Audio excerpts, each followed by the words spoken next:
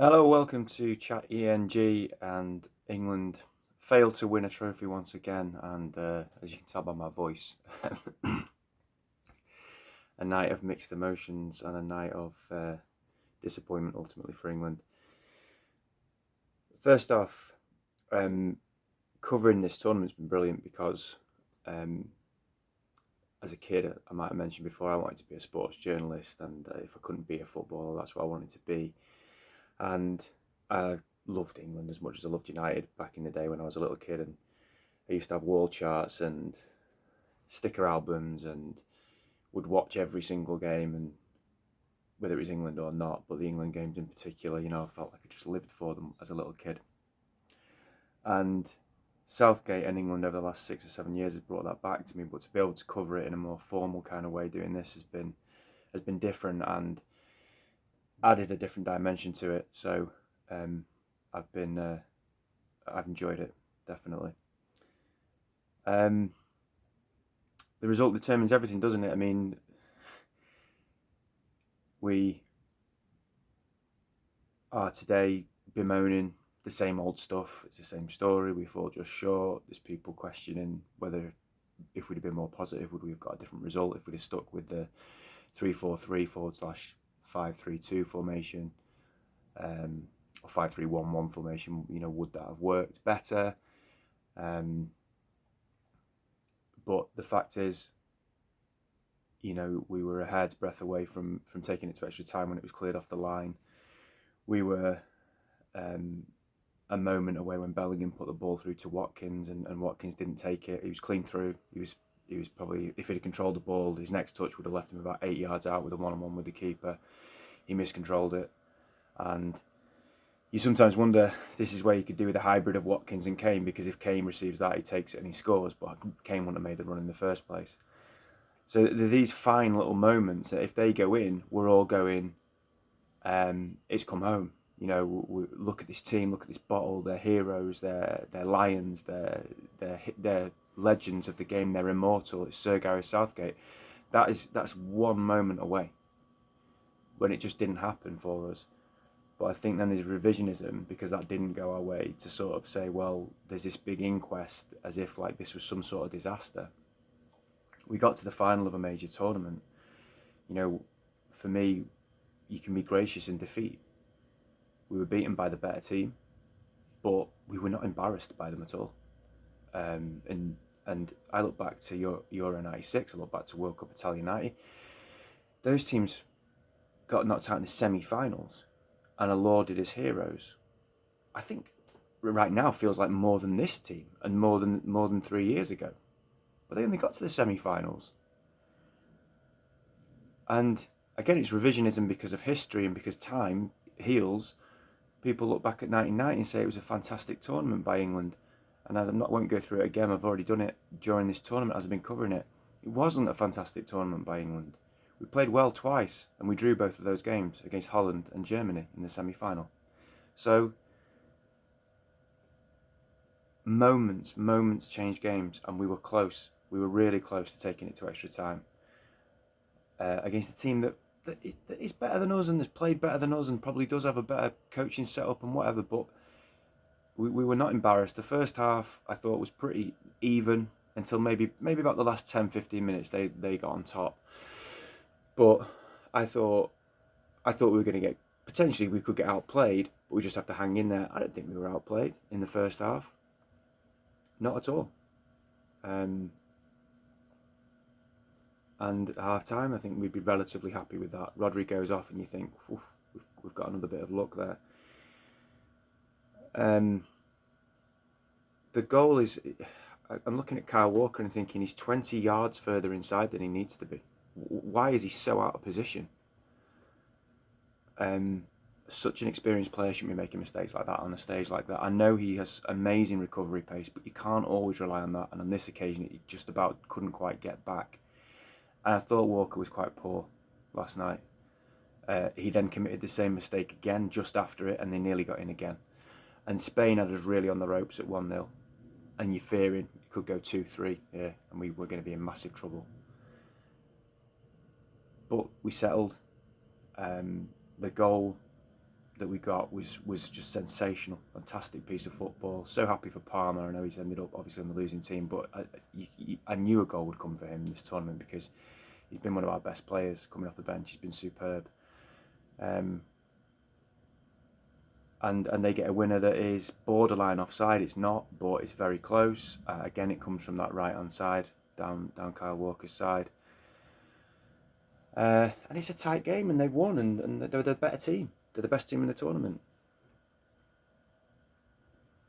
I don't feel as gut-wrenchingly devastated as I did when we lost to Italy, because I felt like that was a real opportunity missed. And having gone 1-0 up in that game, and at a home tournament, and I didn't think Italy were that great, and it's the first final I'd ever seen us in, I was just inconsolable, really, and it was on my mind for quite a while afterwards, to be honest with you, and I still think about it now.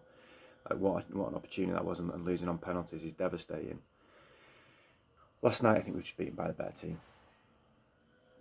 Let's look at some specifics. Harry Kane is an issue, without a doubt. I mean, we bemoan the fact that Southgate doesn't make substitutions quickly enough. On the hour, he brought him off. And you can say that's brave, and you can say that that's a change from the past, in that he would have kept him on for longer normally. And Kane's a team player. You can see that he comes off, he doesn't throw his toys out of the pram. He's not a Ronaldo where he's like, it's all about me. He's a true captain in that sense, and I've got a lot of respect for him. But the argument would be, are you almost just playing him out of blind loyalty to him because he's your captain, and you're making it earlier and earlier that you're bringing him off, because deep down in your heart you know it's affecting the way we play. It's close to being like playing with 10 men. He offers nothing, really. He can hold the ball up, but any striker worth their salt at that level should be able to hold the ball up. Even Tony can hold the ball up. Ollie Watkins can probably hold the ball up.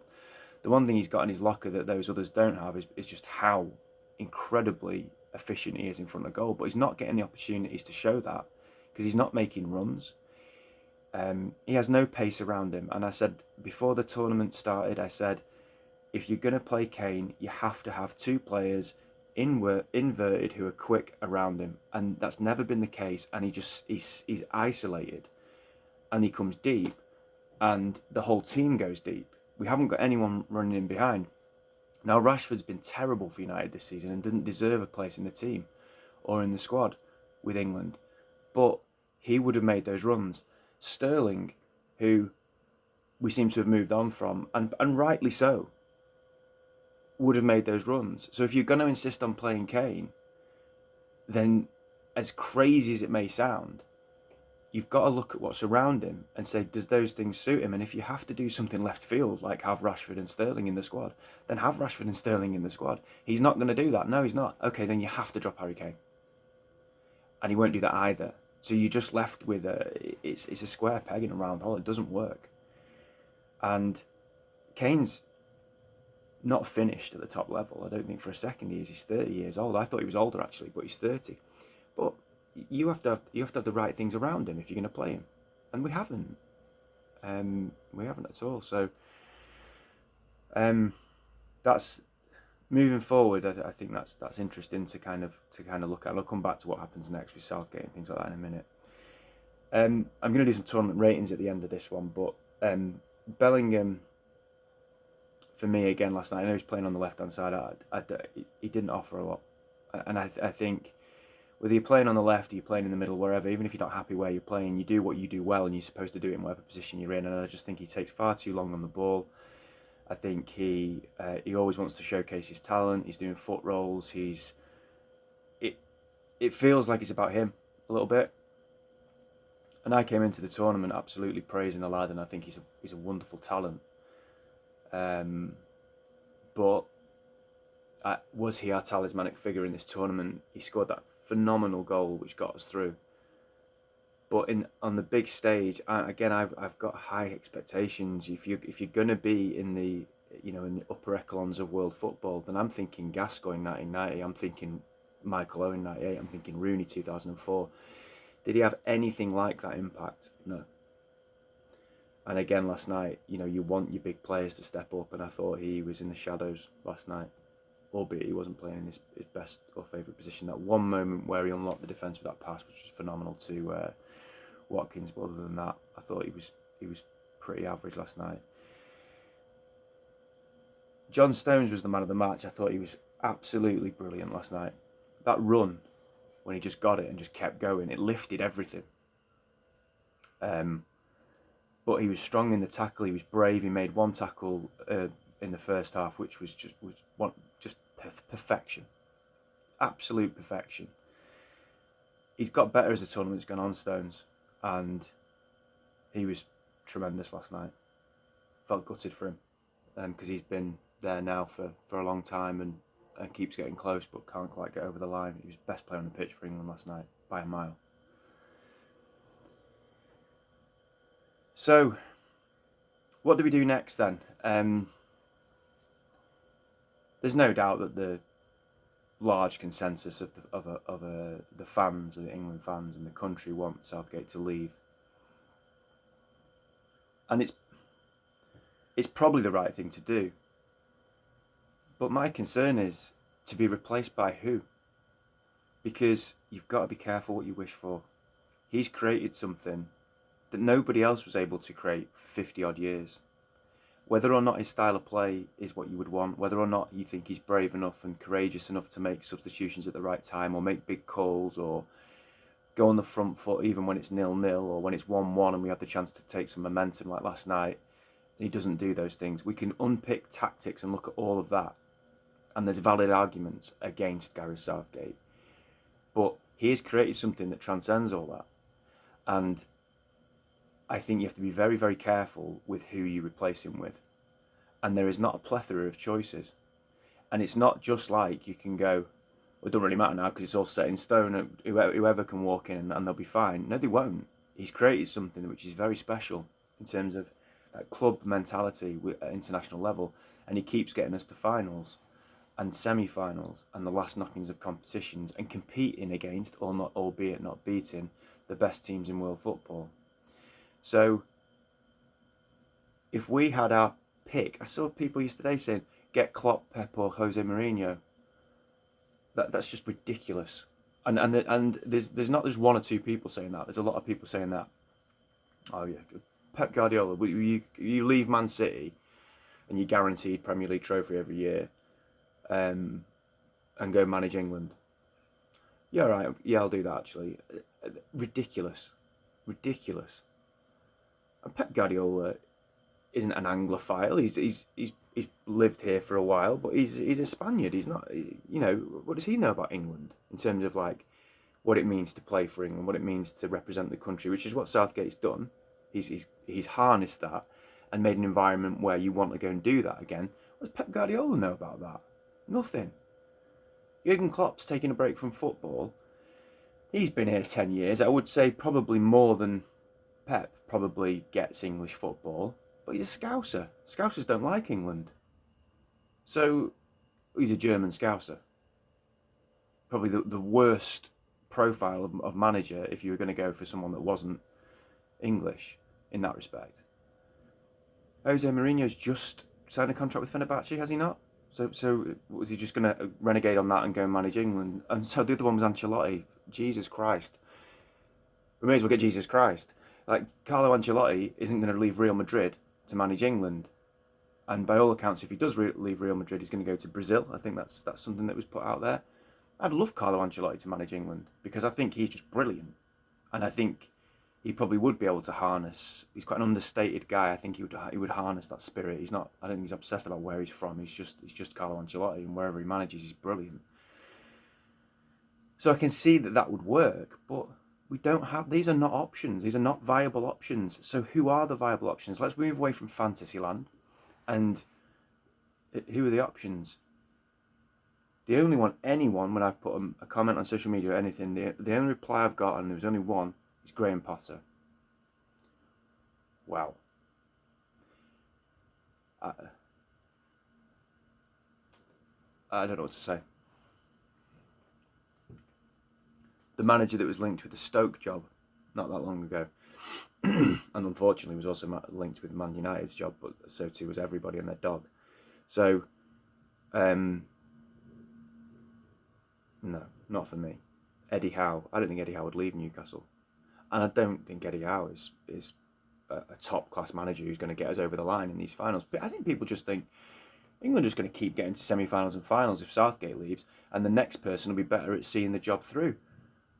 I'm not sure about that, because getting to finals and semi-finals is not all about the style of play. It's about what you cultivate within a group, and Southgate is a master at that, whether people like it or not, he is. The other bit, maybe he's not so good at getting us over the line, winning, being brave enough, all those things. But you've got to be in it to win it, and I think people have got are in a fantasy world if they think that people like Eddie Howe or Graham Potter's going to come in and even get us to semi-finals and finals, because I don't think they would.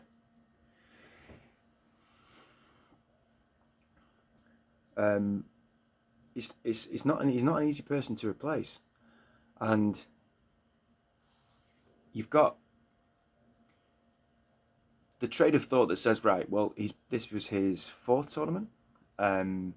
He's managed, if he goes to the next tournament, he'll manage England for 10 years. That's a long time in international football, and 5 tournaments is a lot.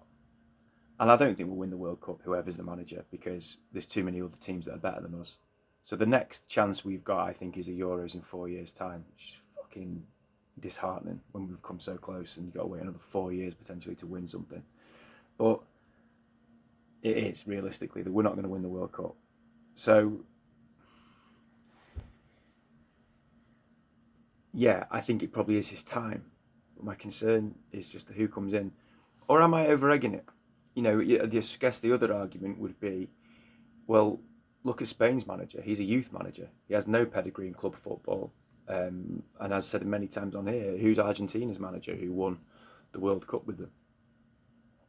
They just won Copa America as well, I think they have, haven't they? I don't know if it's the same manager or a different one. Again, I don't know who their manager is. So, yeah, but you've got to pick the right person. And I think those people that we're talking, I don't know, but the people we're talking about, the Spain manager, the Argentina manager, what they'll have done is cultivated that environment like Southgate's done. They'll be really good at that, but maybe they're just a bit better at that other stuff as well. Who do you find within the English system that can do that? Someone mentioned a couple of weeks ago, Lee Carsley. I mean, first of all, didn't you play for Ireland? I know, well, most people play for Ireland are English, but I'm sure he's a Brummie, I think. But he played for Ireland. And again, I'm like, is Jude Bellingham going to be like, oh yeah, all right, gaffer, to Lee Carsley? I doubt it. Anyway, I suppose we'll wait and see what they say. I don't know. I'm 50-50 whether he'll stay or go. I don't know. Given a choice for me, I'd probably prefer him to stay because there's no one else. What do I think will happen? I'm 50-50. Tournament ratings, I'm not going to have every single player who played for 3 seconds of the tournament or whatever. I think it needs to be realistic, and we're nearly at 20 minutes now. So Jordan Pickford, 7, made a fantastic save last night. Hasn't done much wrong. Thought he could have done better with the goal in the semi-final, but solid tournament penalty save obviously as well. So he gets a 7. Kyle Walker, I'm going to go 5. I don't think he's been particularly good in this tournament. His recovery runs and his pace is ridiculous, and it covers a lot of flaws in his game. I think defensively, that's his strength, but his positional sense isn't always great, and he just gets away with it because of his pace. In this tournament, anyway, I don't think he's been particularly good. John Stones, 7. He's grown into the tournament. I didn't think he probably needed games, and he's got those games. And towards the back end of the tournament, he's been really, really good. Wasn't great at the start. Looked a bit lackadaisical. Took too long on the ball. Was daydreaming a bit as he used to do. But last night was a standout performance, and his leadership, his strength, his courage in terms of going and winning your basic headers, his positional sense, his blocks. I think he's been superb in these last couple of games in particular, so he would get a 7. Mark Gay, 8. Brilliant tournament. Can't fault him. Quick, strong, recovers if he makes a mistake. All right on the ball. uses it sensibly. Yeah, brilliant, fantastic tournament. Trippier, I suppose if I gave Walker 5, I'd probably have to give Trippier 5 as well. Maybe I should have given Walker 6, but I'd say 6 for Trippier. I think he gets a lot of bad press. Again, I don't particularly like with Kane. I don't necessarily think it's his fault. He's playing on the wrong side. There's all this talk of him cutting in all the time. I don't know. I don't think he's a massive deal. He was all right. He did a job for the team, so he's a 6 for me. Shaw's not played a lot of football, but when he's played, he's been really good. I would say 7 just based on what I've seen, but obviously that's probably not fair to give him a rating because he hasn't really played enough. Declan Rice, one of my favourite England players, but I have to say, I'll go 6, but it's again like with like with Walker, I'd be close to giving him a 5. I just don't think he's had influence on the games as much as I would have liked him to. He does a very good job for the team in terms of his positional sense, and he's very disciplined, but not the same influence that he would normally have for me. Really like him. Think he's a brilliant young man. Love him at United. I just don't think he's had a particularly good tournament. Kobe Mainu, 7. For a first tournament, just brilliant. As I said before the tournament, will take the ball in tight spaces. You know what? I won't go through it again. He did everything I thought he would do, and he's 7 out of 10. Bellingham, 6. The goal against Slovakia was just stupidly good. He got a goal in the first game. They're the 2 standout moments. His overall performance, as I touched on before, and I'll just refer you back to what I said before. Really, for the whole tournament, I just don't think he's had the influence I would have expected him to. He's been quite disappointing, to be honest. Not helped by the position he's played at times, and the manager probably hasn't got the best out of him. But nonetheless, I'd say I'd stick with a 6. Foden, same. Perseveres, always tries to get things going, but he's not scored a goal. It's just not worked for him in this tournament. Best game was probably the first half against Holland. He's been the one that's been sacrificed a couple of times. So yeah, I'd go 6 with him. I'm not, Conor Gallagher's, it's difficult because he's only played bits and bats. I'd probably say 6 for him. Cole Palmer for me would be an 8. Just dangerous. Whenever he comes on, he always looks like he's going to do something. He created the goal against Holland. He scored the goal last night. He's always made us better when he's come on the pitch, and you have to begs the question: why did he not play more? Saka, strong 7. Our most dangerous player from the starting 11, without a doubt. Scored, assisted, scored his penalty. Works hard for the team. I think a super player, and has had a really good tournament for me.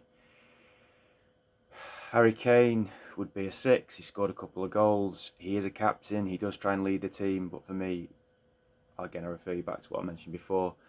And then Ollie Watkins, not played a lot, but obviously got that goal. You'd have to give him, I suppose, you'd have to give him a 7 because of that. But he's not played a lot, and Tony's probably similar, a 6 or a 7, but hasn't really had enough time. Gordon's lack of minutes for me is criminal. He should have been on more with his pace. And lacking a Rashford or a Sterling, you'd have to play Gordon more, but obviously he didn't. So I think that covers the main players. Trent, 6. I think that covers the main players that have played more often than not in the tournament. So as an overall tournament, for England, it's hard to say it the day after we've been knocked out of a final, but I think you'd have to say 8 because we got to a final. The football, the standard of football, the way we've played would be a 4 or a 5, but we've got to a final, and this era, as in 2018 to 2024, in however many years' time, will be looked back on as a golden era for English football. And you can quote me on that, and you can say that sounds ridiculous. I don't care. In my opinion, that's what will happen. Because this won't just carry on. We won't just keep getting to finals and semi-finals and latter stages of tournaments. It won't happen. In my opinion, I think we have been incredibly blessed to have watched England do what we've done over the last few years. And if this is the end for Southgate, then he's created something that I think we'll look back on and wish for again. Because Graham Potter won't deliver this, in my opinion. Lee Carsley won't deliver this. I don't know who is out there that would. So well done to the boys. I'm proud of them. They got to a final. I'm proud that we've had a summer where we could look forward, where we could dream that it could happen. It hasn't. But as I said, sometimes those fine margins just don't go for you. Finally, thanks very much for anyone that's watched and liked, and it's been, as I say, a pleasure to do this. I wish it had a happier ending. So for now, it's not going to come home, unfortunately, but it came close again, and it's always home. England created football. England have got it in the bag. Here's to 2 years' time.